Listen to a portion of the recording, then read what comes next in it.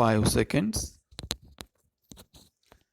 Sir, I thank you for the opportunity given to me to speak on the budget. There is no doubt that, on the whole, the budget that has been presented in a satisfactory one. We are glad that there are no new taxes and there are good schemes in it. But there are a few things which I would like to point out.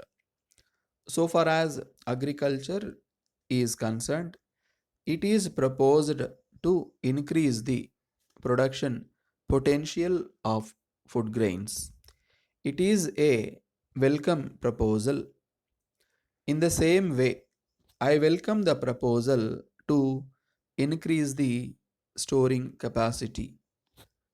In agriculture, if we do not make some efforts to produce more, we will not be able to get proper returns.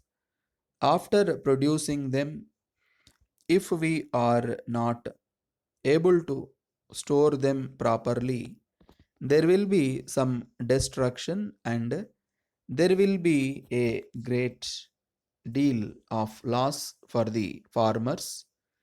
In view of this, we are happy about the construction of godowns for marketing societies. I thank the government for doing such things. So far as the forest lands are concerned, sums have been allotted for construction of roads in forests and for construction of quarters in forest areas. On the one hand, it is a good proposal, but on the other hand, I think that if we construct houses inside the forests, there will be a reduction in the forest wealth. If we allow our people to live inside the forests, allow the people to construct permanent houses there, it will result in destruction of forests. In one direction, we are taking steps for growing forests in some places.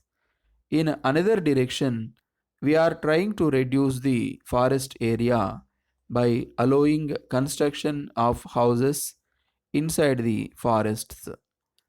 I think it is not a welcome measure to build houses inside the forest areas. So, I appeal to the government to drop the proposal. As far as power is concerned, there are very many good schemes. I would like to say that they should be properly implemented. Very many things were announced in the last year's budget, but I am sorry to say that some of them have not been so far implemented. This should not happen. So far as power consumption is concerned, I am glad that the government are doing their best. But there are ways and means to improve the condition. I wish to point out that the transmission loss should be reduced further. Side by side, it should be our aim to find out alternative sources of power. As regards industries, we find that many industries are going from our state to other states. It is so in the matter of the leather industry. Previously, our state produced more than 75% of the leather that was exported. But now we find that some other states are having very big leather industries and our state has gone backward. I request the government to take necessary steps to mitigate the difficulties of those who have invested in this industry. Letter from Arjun and Company, Lucknow, to Messrs. Subbu and Company, New Delhi. Dear sirs, we confirm that we have sent a telegram to you today to the effect that the correct goods have been sent to you today. We regret very much to find that the wrong goods have been sent to you due to a mistake on the part of packing department. We assure you that such a thing has never before happened to us during the whole of our experience, as we take great care in sending goods.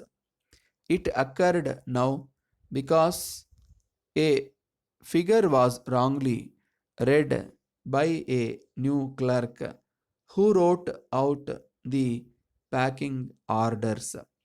We would like to assure you that such a mistake will not occur in future. We apologize for any inconvenience that might have been caused to you on account of this.